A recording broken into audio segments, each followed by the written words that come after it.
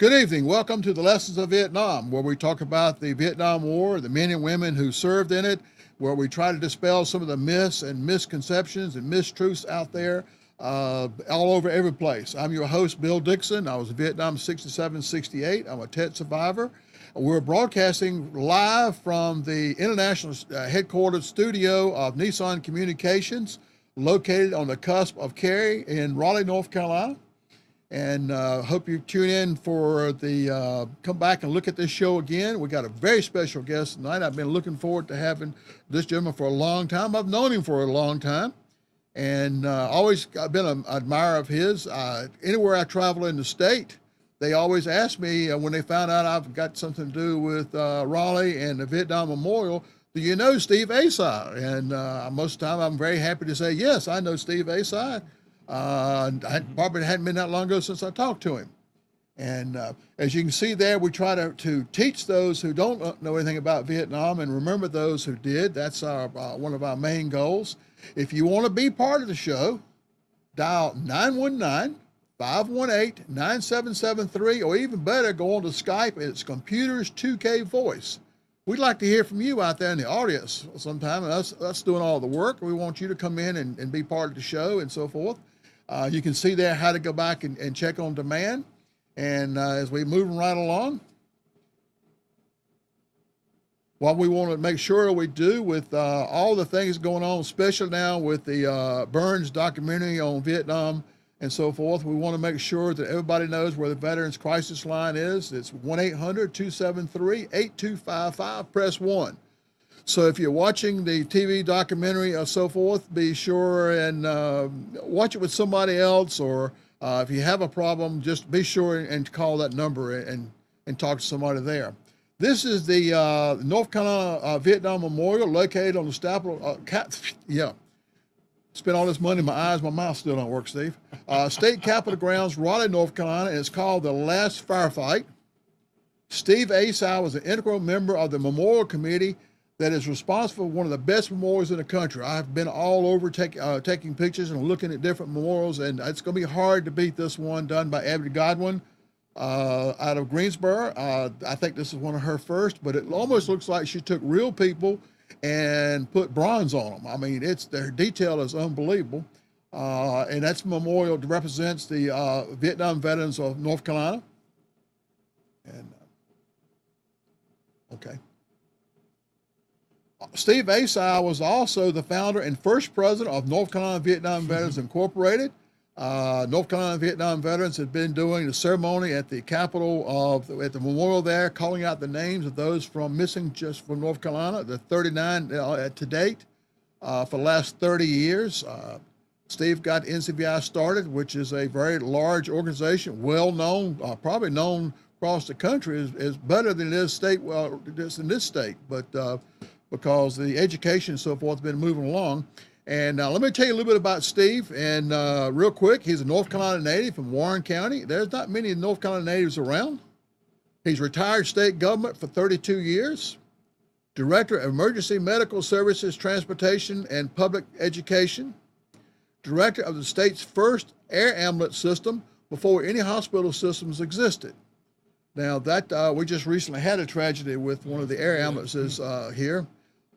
Developed state ambulance ground and water specifications, received the governor's order of the longleaf pines 3 times, and that's a special award here in North Carolina. Developed federal specifications for ambulances. He was an auctioneer for nonprofits and a certified ringman. I'm gonna have to find out exactly what a ringman is. I thought that was the guy walking around the boxing ring and to make sure they did right. A widower. Father of a daughter who's a career elementary school teacher in Wake County. And she also owns a hairstyling company. I didn't know about that one. Yeah. And he was, before he got the chance to go to Vietnam, he was in Korea for a brief time. And I can't imagine going from wintertime in Korea to summertime in Vietnam. He's, as we mentioned, he's the founder of North Carolina Vietnam Veterans Incorporated. He was appointed by Governor James B. Hunt Jr., a good old Wilson boy, as a state contact person for the National Veterans Memorial Fund for Jan Scruggs and Jack Wheeler. As you can see, he's been busy all over the state with working with the Vietnam veterans and getting this memorial built. It was quite a challenge because there's a lot of politics involved in getting that memorial built, as far as location on the Capitol ground and getting it designed and built and all that sort of stuff, because you got the heritage group, you got the politicians, you got the state government, all that kind of stuff going on. We're going to talk a little bit briefly about that tonight, but one of the things I wanted to get Steve to talk about tonight is he had the worst job there was in Vietnam. Now, a lot of people think one of my jobs was the worst job, but see, when I was burning crap, nobody gave me any crap. Nobody shot at me. Mosquitoes and leeches left me alone. Steve had the worst job in the world, grave registration. And before I went to Vietnam, I spent a year in the emergency room, and I had seen people in pretty bad shape. But I still can't imagine just what those people went through from what I have read and so forth. Steve, welcome tonight, and appreciate you being here. Been wanting to have this for a long time now. As I said, you and I have been friends for a long time. Your wife that has now gone, and my wife were in school together, so we've kind of talked there. And I remember going to your wedding on that, for that matter, and so we've known each other for a long time. And tell us a little bit about how you went to, let's see, Fort Union or Fork Union? Fork Union Military Academy. Military Academy. Oh, yes. I know. My producer there told me I was looking the wrong way. I tried to look in that camera, but you went there and graduated from there. Now, what did you do after you graduated from there? Did you? Well, I immediately went to college here in North Carolina, up in the northeastern part of the state, and so I really wasn't doing real well in school, so I decided to leave Warren County and come to Raleigh and seek my fame and fortune, so to speak. But there was the draft system, and I was classified as 1A, and that meant back in those days that you'd be the first one called if you passed your physical, etc. And I did pass it, and at that time, all services were drafted, not just the Army. So I had, when I came to Raleigh, I actually went to work at a funeral home, not as an embalmer and funeral director. In years gone by, funeral homes actually offered ambulance service. There were the phrase of paramedic, emergency medical technician, were not around in those days. There was no such profession. We were ambulance drivers. And if you had a Red Cross first aid course, maybe from the Scouts, you were doing well. So anyway, when I was talking with a recruiter after I had passed my physical, he said, well, we've got this thing, Memorial Affairs, Graves Registration. They make rank fast. We're going to a military academy. In my high school years, I knew about making rank and so on. So he said, well, you ought to sign up for this program. And it meant 3 years. And if you enlisted back in those days voluntarily, you could basically pick the job you wanted. So that's what I picked. And I had no idea what I had done, really. So I went to basic training in Fort Jackson, South Carolina. The Memorial Affairs, the Graves Registration, I'll refer to it as both ways during this session tonight. And by the way, Bill, I'm just so grateful to be here. I've watched some of your shows, and I know you guys have been doing this now since 2013. And for those who are listening or watching tonight, I hope you'll go look at the show list and just how many topics that they had covered. I look at all of us, just not us that go into schools and teach, but we are all educators. And I alluded to that at the end of the memorial dedication hats, that people who did not serve or wear the uniform would do well to listen and get a history lesson from the men and women who, in fact, did serve. But Steve, I think you and I had the same recruiter, because he told me I could choose my school. and I could choose my location. And I'm still waiting for my ticket to Germany because I hadn't got there yet. So we must have, and you went through the Raleigh Induction Center. I did. Right I went. downtown That's where Raleigh. I went. That's where I went. So, I went to find that guy. But sorry to interrupt you. There. No, I'm that's just thinking okay. about the same one. But so you went in. Where did they? Where's the school for grave registration? Well, Memorial Affairs and Graves Registration has always been under the Quartermaster Corps. So I went to school at Fort Lee, which is located in Petersburg, Virginia. And we broke ground in my class, which was at the end of 1965, in that we were the first class ever in which they mixed enlisted men like myself. There was an Army major in the class and 12 young second lieutenants. And the major went on to be General Westmoreland's Graves Registration Advisor. They were training the lieutenants to run, and I'll get a little bit into this, what was called in Vietnam collecting points. And so it was, again, groundbreaking. And then the school was about 2.5 months, and we had to stay for training on Vietnam. We all assumed that's where we were going to go. And just like now, there are sites about cameras and computers. You know, you got Mac rumors, Sony rumor sites, and the like. The rumor started going around that Charles de Gaulle, who was president of France, wanted all the American cemeteries to be relocated out of France. So the rumor was that we were going to go to France and basically act as laborers. That de Gaulle's, that never happened. And so there were only 5 out of my class, 5 of the enlisted men that were assigned overseas. And we actually were, I didn't know it at the time, but all units have a supply element. And so there were 5 of us that got shipped to Korea. We were in Graves Registration. We were assigned to Camp Red Cloud, right up near the DMZ, and there was not really any Graves Registration activities going on.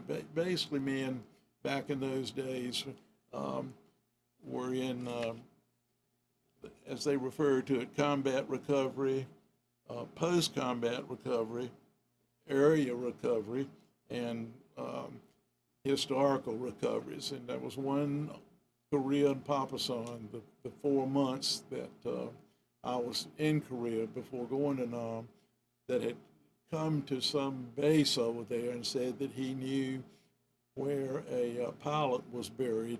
He had the guy's personal effects that was from the Korean War. And I didn't go out on the recovery mission, but was involved with it in a very remote way. And I trained in Virginia with a friend from a guy I made friends with, and I'm still very good friends with today, from Crivets, Wisconsin, up above Green Bay. And he was always joking around how the cold in the South didn't mean anything. He could walk around in his short sleeves, and he was used to real cold. But we got to Korea, and he said that was a different cold. We had been in Korea about 2 months, and we volunteered to go to Vietnam. He ended up with the 1st Infantry Division, and Bill had alluded to Cam Ranh Bay, which was a huge, the Navy was there at a little compound. There was a contingency of Coast Guard people there, but there were 2 10,000-foot runways there, and a lot of the combat missions on the F-4s were flown out of there, and then the Army had a big supply depot there. And it ended up, my friend, when we got separated in Nam, and he went to the 1st Infantry Division, and I didn't know it at the time, but we were a supply element to the 4th Infantry Division. So Cam Ranh was a relatively secure place, big special forces operation north of us in the train, and there was a series of these collecting points that I alluded to, and the collecting points did not do any of the physical preparation of a body. We just made sure that the remains were identified the best we could, and the only mortuary in country was a very small operation. At the beginning of the war, it was actually based at Clark Air Base in the Philippines, and as things started picking up, it grew, and the Air Force ran the operation on Constitute Air Base, and so I was sent to work actually in the mortuary, and this is not about telling war stories, condition of the body, just like Bill was talking about in the emergency room. I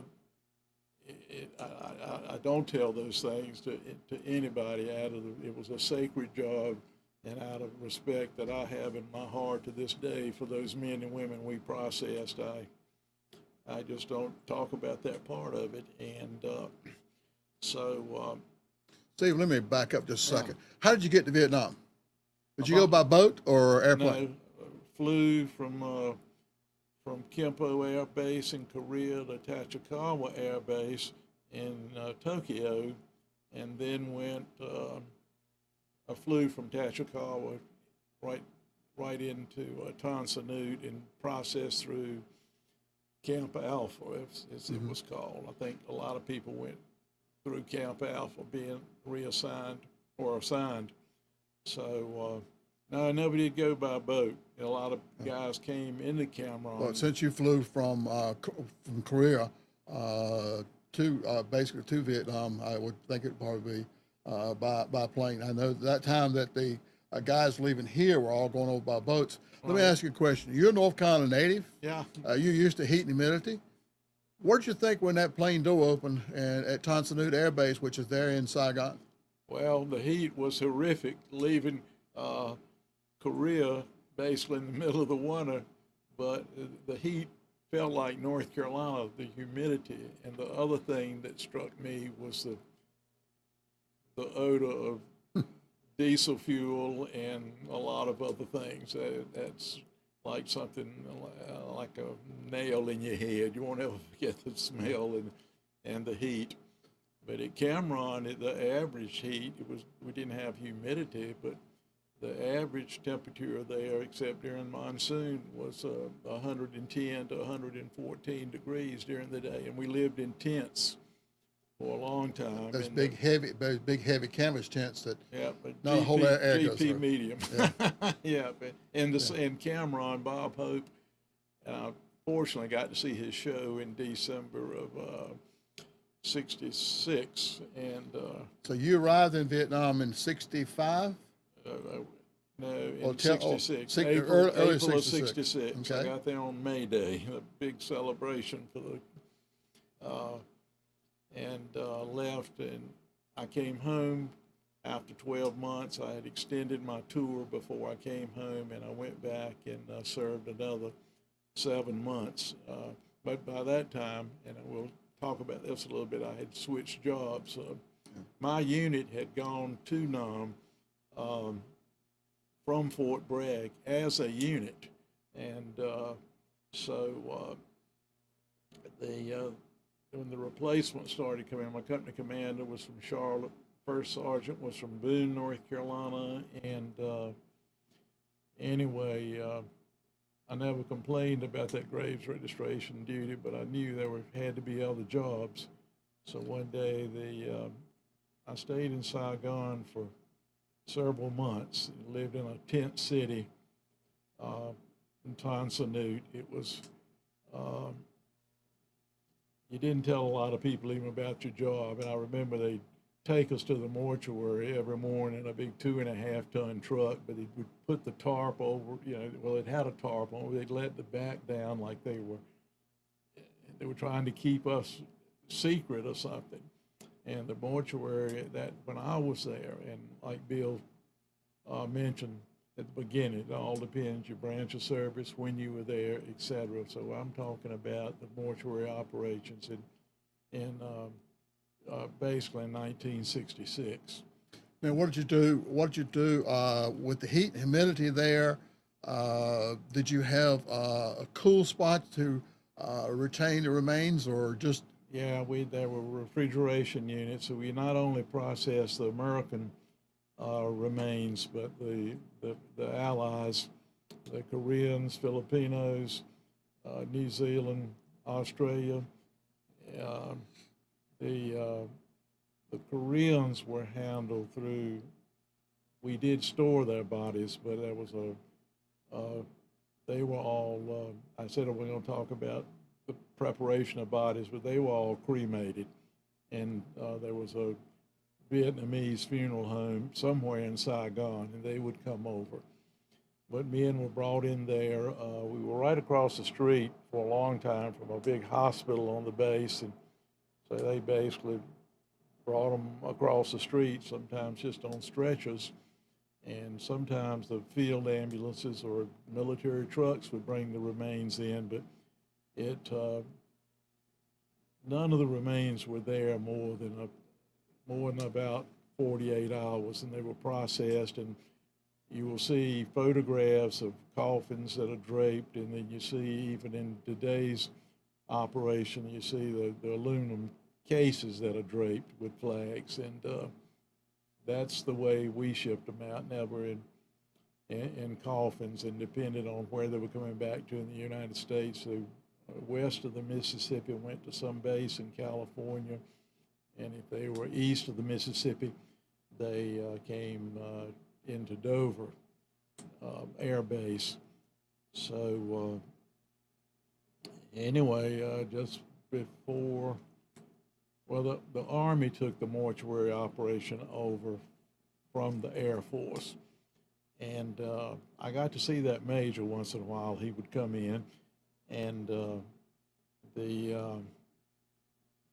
saw a couple of the lieutenants. Never saw my friend from Wisconsin, but anyway, I went back to Cameron. The CO called me in one day and he said, "I have something for you," and he handed me a set of orders, and I was transferred to a headquarters detachment of the First Logistical Command, and worked for the Director of Operations at Cameron Bay.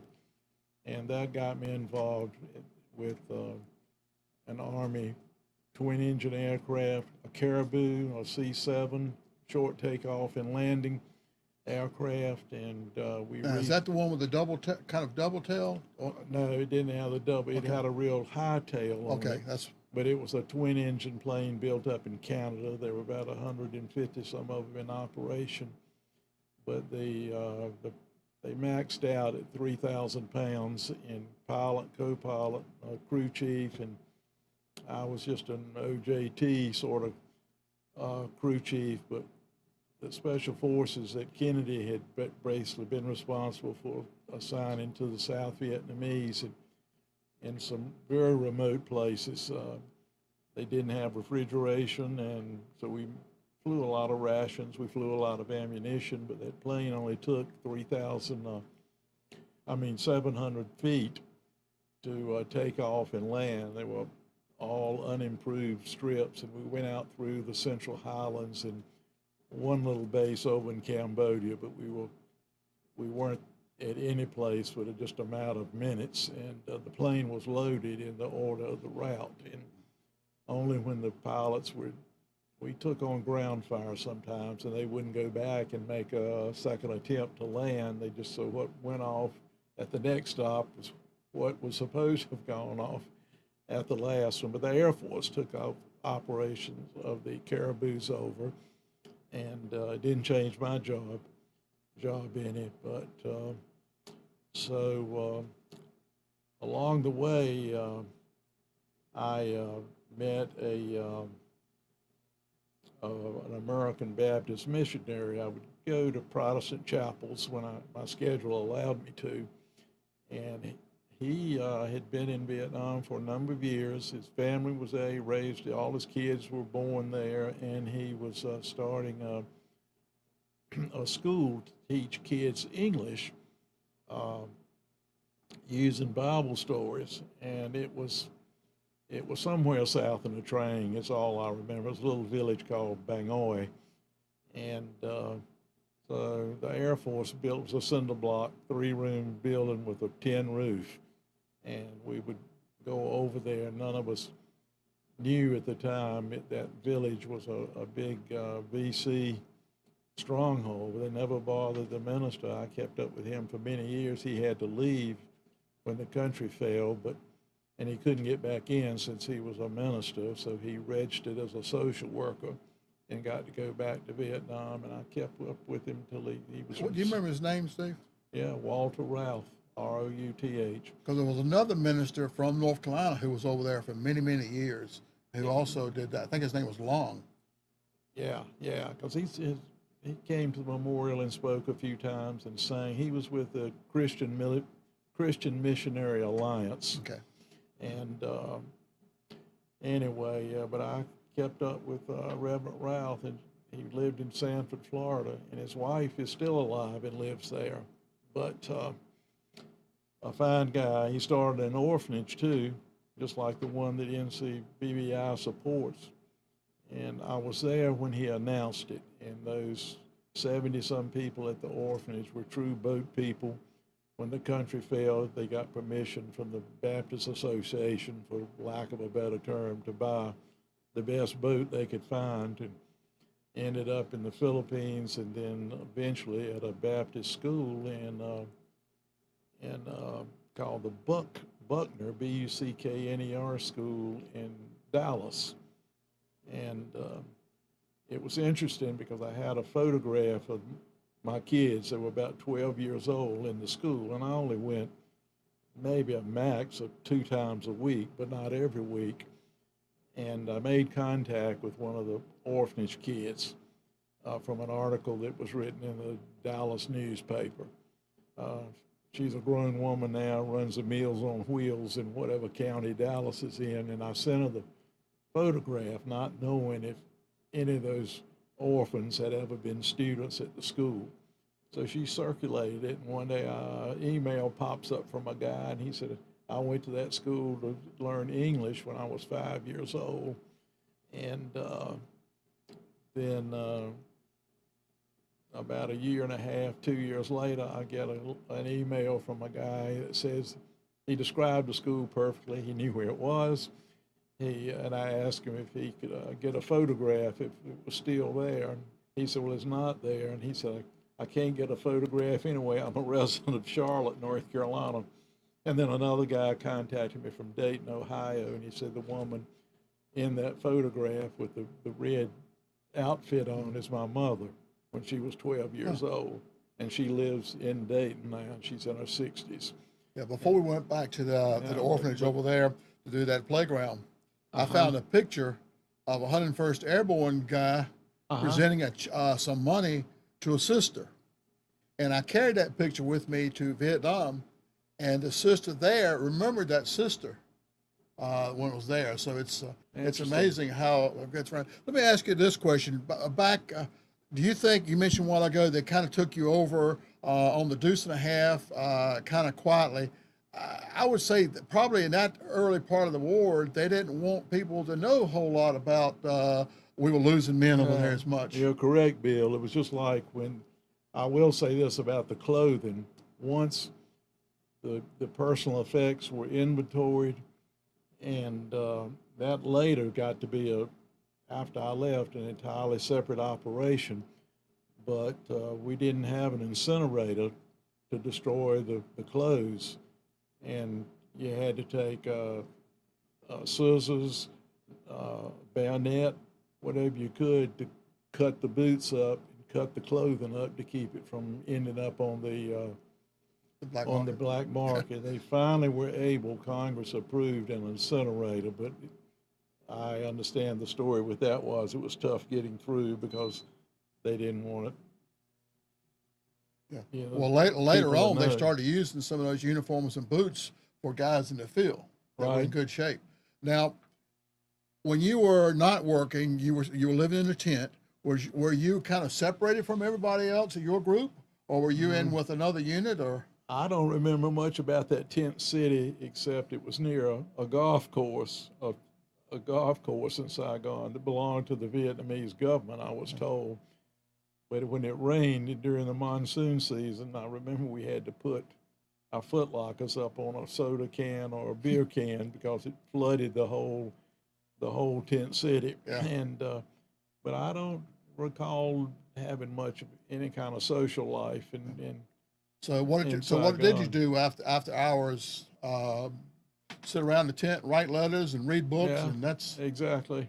Now, what did you do for food? Did you eat? Would they have back then? Did they have a mess hall already Yeah, the set Air up? Force had a Oh, that's very right, the Air good Force. mess Yeah, hall, they always and take care of it. we were allowed to eat there. Yeah. So, but at Cameron, we ate mostly sea rations, just like. Yeah. Now, when you got with the pair of the caribou group, did you still live in tents then, or they have it in barracks built by then? They were just starting to build barracks, and Or as we when my call them, unit hooches, first came over from Bragg, they lived in pup tents in the sand. I was alluding to the Bob Hope show, and I remember when he opened the show, he said, "Here we are at Cameron, the world's largest sand trap," and so. But they eventually started pouring concrete pads, and the tents were the same size as the hooches there eventually. I did get to live in a wooden hooch eventually, and Now, those of you out there don't know what a hooch is, it's I'm a sorry. it's a building siding halfway up with louvers, where it's all covered in wire mesh, and there's usually sandbags or barrels filled with sand in case you have a mortar attack, and tin roof, and then about halfway on up is for airflow and so forth. It's not exactly what you would think is normal barracks housing. It was set up for any little bit of air that stirred. You want to make sure you got it and so forth. And but you had to have that wire mesh to keep the mosquitoes out, because they were. I think the mosquitoes were part of the Air Force, the Viet Cong Air Force, and had tail gunners. But Yeah. now, when you were with the Caribou Group, where did you fly out of? What was your base there? Were you still at no, Cameron? Cameron had a small airstrip that extended out over the bay, made of PSP. The French had occupied Cameron for quite a while back when on their ventures into trying to colonize the country, and they had originally built that airstrip. It wasn't PSP, so we actually flew right out of the depot area. But one mission that kind of stands out in my mind, they said everything's got to happen from the air base, which I guess was maybe 12 miles away, but still on Cameron was a peninsula. And so they said somebody important's flying into this base, and it took a little coordinating that particular day on those missions. And out of curiosity, when I got back to that little strip, I rode by there, and with the special person flying in, it was an Air America flight. Who knows what was on it, or who was on it? But just for them to land a helicopter, we had to go through quite a bit. For you people out there who are watching and don't know a whole lot of so forth, Air America was the unofficial airlines for the CIA. Of course, I can't tell you that I have to kill you, but they were. As I talked to a guy not too long ago, he was in charge of some of the flights for Air America, and I suggested that he ought to send Mel Gibson a nice letter, because Mel Gibson made Air America famous in that movie that he did about Air America. But you mentioned PSP a while ago. I want to mention that too. It's metal planks with holes in it so it settles in. Think about coming out of the sky, landing an airplane on that stuff. It has a tendency to fly up, move around. It's not exactly the most stable runway and so forth, but it was used to kind of solidify, I guess, the sand, but it was Hmm. still something that would make you pucker Yeah. pretty good when you came in. It was actually developed here in North Carolina and tested at Fort Bragg during the World War II days. I didn't know that back then. It's something I learned in later years. And the Hooches Bill was talking about maybe my dear friend will call in from Michigan. I know you're watching, Dean, up in Schwartz Creek, Michigan. He could describe those hooches pretty well too. He didn't work in the transportation command. He worked in the petroleum command. And in fact, my old unit is still in existence today, but that's all they do is a petroleum unit. The 59th Quartermaster and the first log command became the COSCOM at Fort Bragg, a little round patch, but it was the largest logistical command ever assembled in a single war during Vietnam. So, See, now you said you served your year, and then you extended yes, for early out, I guess. well, they were letting guys out that had, if could get an early out if you had less than 8 months left on your enlistment, Hmm. or if you'd been drafted. But I had 9 months left, so I mentioned earlier I worked for an Army major who was director of transportation, and we actually corresponded some. He was sent to Virginia to be head of the transportation school at Fort Story, Virginia, which is basically a part of Virginia Beach. And I ended up being assigned to Fort Story. And the first thing I did the day I went on checked in at the base, I found him, and uh, he said, "You don't have a teaching MOS, but if you ever need anything, you come see me." And I would just go by and visit him. And he treated me. He had a son about my age, and he treated me like a son, and looked after every man in his unit. Major Walter Musial, and he became almost a legend in transportation during Vietnam and afterwards I'm not certain too. if I came home for 30 days, I could have got back on that airplane. Well, that was one of the toughest things I did. That and another tough job assignment I had at Fort Story.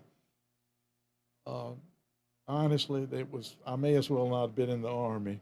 The first sergeant had a unit nearby us in Vietnam, and I was basically a driver. They were making a movie on those what were they called? Those amphibious larks. I got assigned to drive this lieutenant around that was in charge of the filming of the Lark movie, and I made numerous trips just with a brown envelope between uh, Virginia Beach and Fort Belvoir, just a courier service. So it was pretty easy. There were two girls that had left Warren County. They had finished college and went to Virginia to teach school because the pay was much higher than it was, and it was like having two sisters there. So we palled around a lot together. But I had an assignment one night to go pick this lieutenant up, and he had to go. This was after I came back, and he had to go notify a family. So I picked the guy up at his office there at Fort Story, and took him. We did some small talk. That was about it. Went to I'd say an upper middle class neighborhood in Norfolk, and as an E5, I got around, opened the door, saluted him. He said, "Stay in the car. I'll be back." And I sat there, and I sat there, and I sat there, and I was wondering what was going through the family's mind, what was going through his mind, and so he finally came out, and it was just dead silence for that 30-minute drive or so all the way back. to the base, and he thanked me. He shook my hand, and he said, he said, I'll never have another assignment that was this tough to go talk to a family like that. And I just, felt sorry for the family, and I felt sorry for him. But that's just, there were 58,000 plus stories like that of men Yeah. and women on the wall in Washington. That was just one of those It one goes of those back. stories. Yeah, it But goes back to if you saw the movie "We Were Soldiers Once yeah, and Young," where it happened. It's so early they didn't have yeah, anybody in the action. The mailman got so drunk he fell into right. Hal Moore's wife's front porch. Is why she took over because he just did not want Yeah, to do it. That's yeah. It was another not job funny, that but I mean, you're right. I just that's another job. I mean, there's no way Mm, to. What do you say to people in that situation? exactly, I mean, there's just you know. exactly. But Well, you came home. You came home from Vietnam. What did you do then? I worked for a company in Rocky Mount, North. I joined the little volunteer rescue squad um, in Warren County. My my big boy job was working for a company in Rocky Mount that is now no longer around, but they built fire trucks and ambulances, and wore several hats. I was a body mechanic, shaping the metal, building the cabinets, running the wiring, and then on the road on the weekends, out helping a guy from Wilson sell the vehicles. And along about this time, there was a legislative study commission that had been set up, like there are so many of them when the state wants to look at a specific area or that was the state and the UNC School of Public Health joined together and did a study on how to improve, again, ambulance service or ambulance drivers. And there were so many funeral homes exiting the ambulance business because it was such a really an expense to them. And North Carolina had a proliferation of volunteers, but all you needed was a Red Cross card and a to become a certified ambulance attendant. But I uh, was involved in filling out these studies that they were sending out. There were 200 and some volunteer rescue squads, very few fire department and county operated services in existence in the late 60s. So I could see that it was leading to the establishment of a state agency, the Office of Emergency Medical Services. And I like the transportation, I like the building of ambulances, and I like the patient care too. And I applied for a job with that agency a year before they were actually created. And they hired me as director of EMS transportation uh, for the entire state. The air ambulance business that you talked about, we had a mandate in the Emergency Medical Services Act to set up an air ambulance system. And a doctor from Chapel Hill, who was a Navy surgeon in Da Nang, uh, was head of the trauma department at Chapel Hill and a professor of surgery at Chapel Hill. And he became our volunteer medical director. It wasn't even a paid job at the time.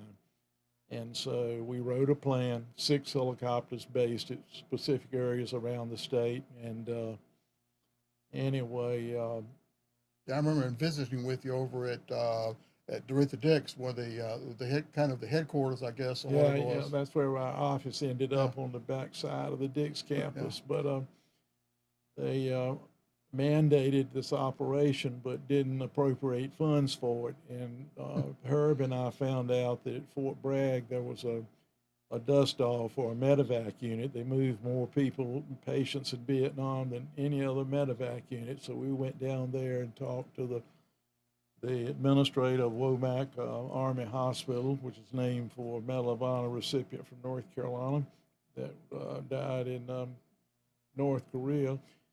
And the administrator of the hospital was a Colonel Chester Ward. Ward had been President Ford's White House physician. And so the Army agreed to set up an inter-hospital transfer program, no highway pickups. So I coordinated that program, and there were a number of hospitals, Duke, Chapel Hill, Charlotte, Asheville, Greenville, that really wanted to start their own helicopter operation. So I don't wear this on my sleeve, but their basic programs, when they got started, they mimicked what Herb and I had set up, and it's grown into something entirely different. But people say, well, nothing good ever comes out of a war. Well, I will say that Herb Proctor, he passed away a few years ago, but he took his knowledge as an emergency physician in a war, and I took my knowledge moving supplies from point A to point B, and we married that, and that was the beginning of air ambulance in the state of North Carolina. It's just like the president of FedEx. He was a Navy pilot. They had a program called Red Ball. It was Priority Express. Mm-hmm. Well, he took his experience of moving Red Ball equipment in Vietnam and came back and started FedEx. That's grown into an international company. A great guy. I had an opportunity to meet him one time up at the wall, and he was a big supporter of the national memorial. So that's one good thing that I can say personally I know came out of the war. I was lucky, Bill. Cameron wasn't a bad place. We got hit sometimes by just not the North Vietnamese army, but the worst thing that ever happened there was a huge convalescent center near the air base. It was an army convalescent, and some sappers hit them one night, ran through the building, throwing satchel charges and a number of patients. They couldn't go anywhere. They couldn't get out of it. That happened. Yes. Well, see, we're running short on time. I wanted to get into one thing. What motivated you to get and to work with this group? I don't know whether you put it together or whatever. What motivated you to build this fantastic memorial that we have on the state capitol ground? Well, I know it was after the wall was built. It was after the war. My best friend at Fort Union Military Academy,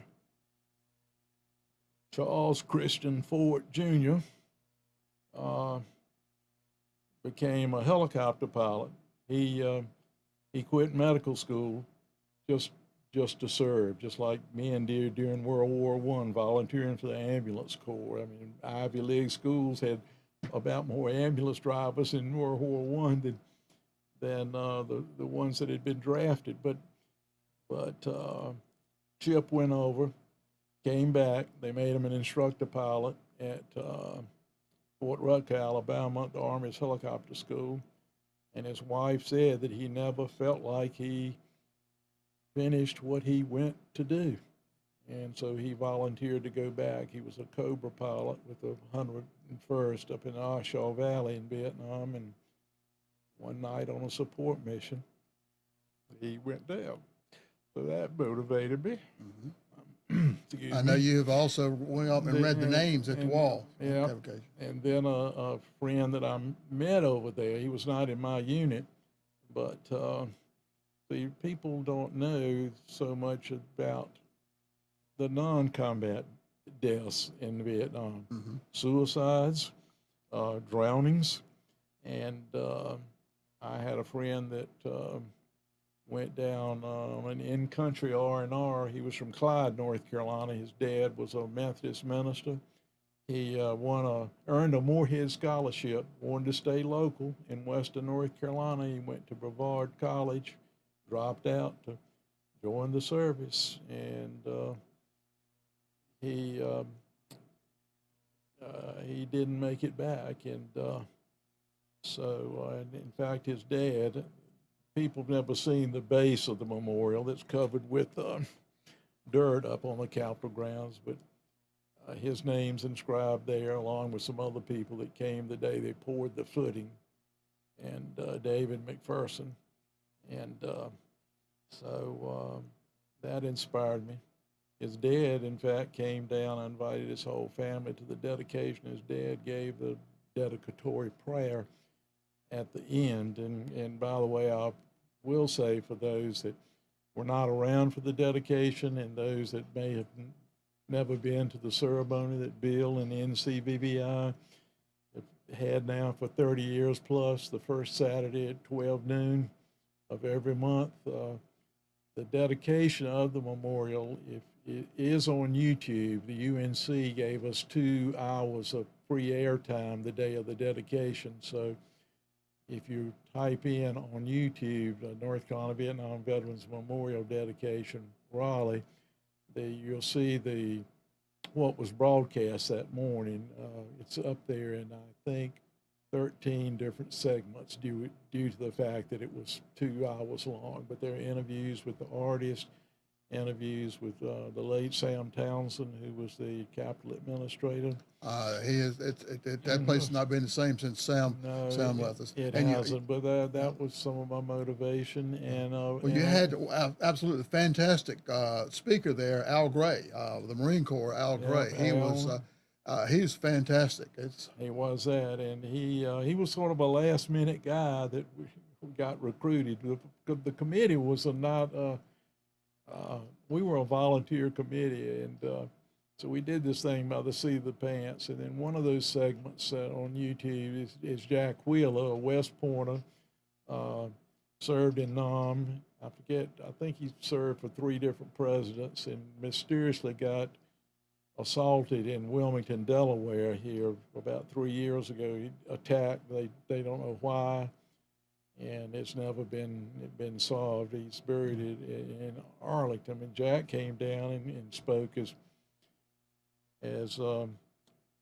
well. Robin Bell spoke. Her dad's still unaccounted for. He went down in Laos, and Robin and the co-founder of Vietnam NCBBI, Joe Stallings, raised the POW flag above the Capitol the weekend we dedicated the memorial, and so. And generally, the POW flag still flying at the Capitol. Yep.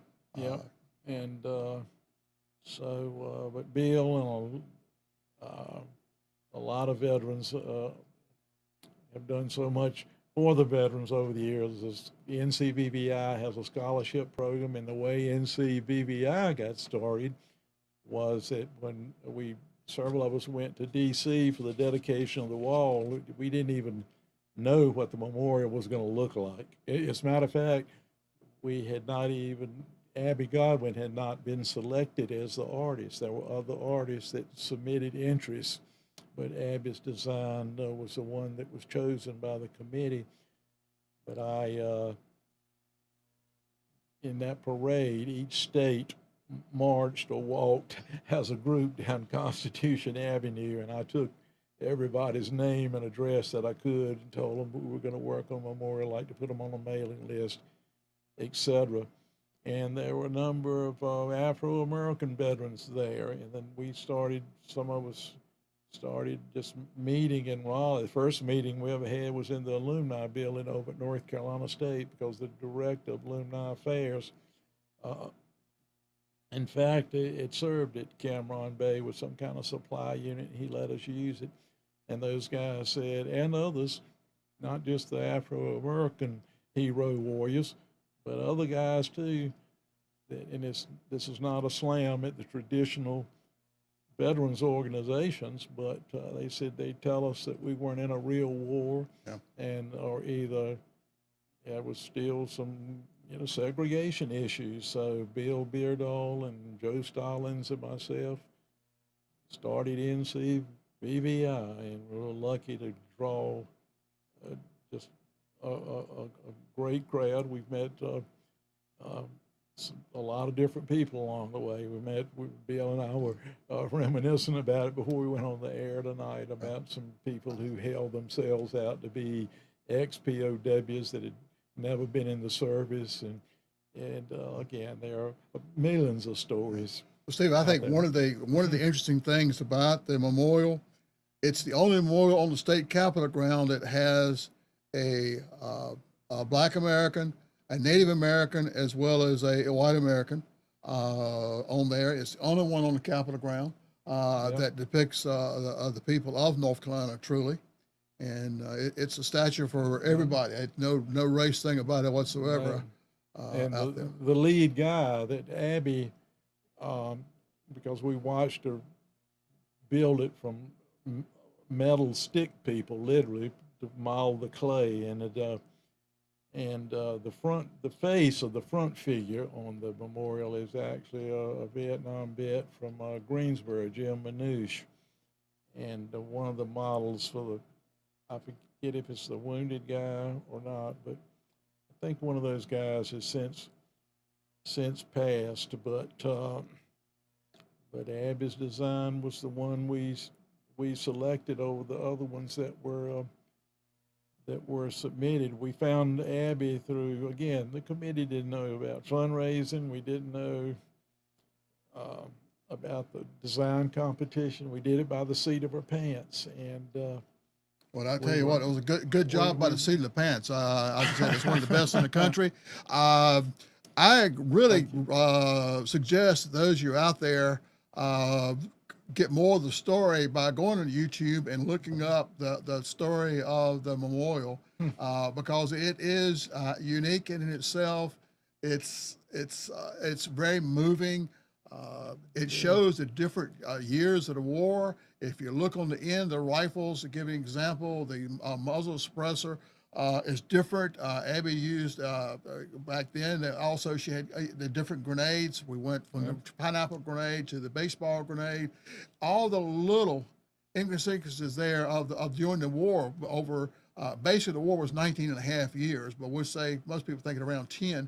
But there was so many changes and so forth, and she picked it all up in there. It's for someone who was not involved in the war, y'all must have had a lot of conversations and so forth. She read a lot, interviewed a lot, and everything on that memorial, every item of equipment, with the exception of the rifles, was used or carried or belonged to a Vietnam veteran. And there are so many subtle details in it. We didn't want her to identify any branch of the service or any rank, but like the lead guy has a wedding band, and she put that on him to show that if he was hurt, other people would be affected as well. And I was married 3 years when I went. Well, listen, I appreciate y'all tuning in to the show tonight. Steve, I really appreciate you being here as a guest. You put out some really great information. Next show will be a follow-up from our show before this when I ran out of time. The 60 crazy things about the Vietnam War.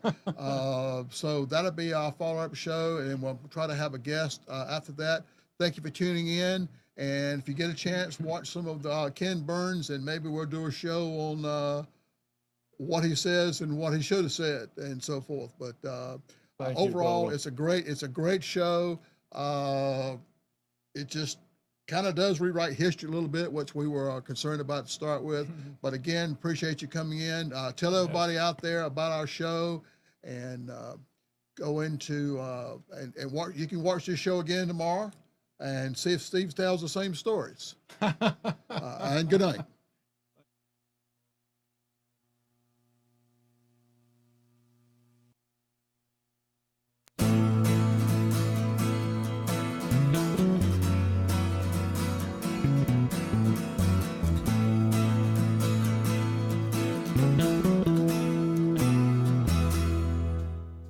You are tuned to the Nissan Communications Network. If you tuned in too late, you can always watch each program in its entirety or download an MP3 audio file of it in the archives section at nissancommunications.com. Don't forget to subscribe to our YouTube channel, follow us on Twitter, and like us on Facebook.